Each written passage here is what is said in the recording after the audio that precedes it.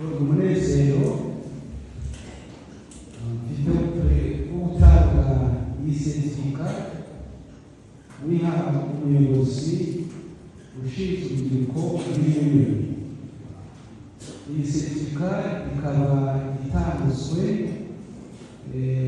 bitewe n'ibyo yabashije kugeraho.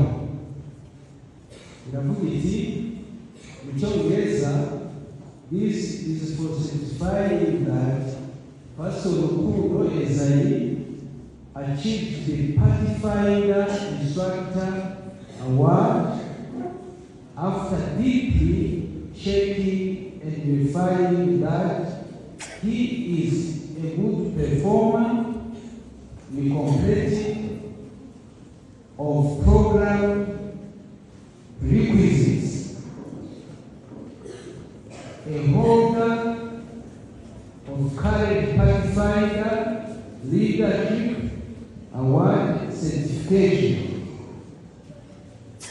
already living exemplary Seventh-day Christian lives, a true role models in his daily living, leadership, and in all pathfinding skills, a master of personal and leadership growth management training, requisition skills, a true responsible of productive youth meeting management done at Mitwe on 28 December 2025.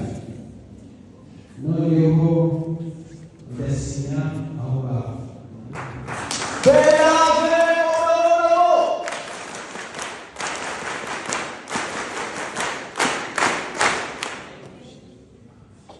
Pathfinder nayo yamuhaye certificate. This is for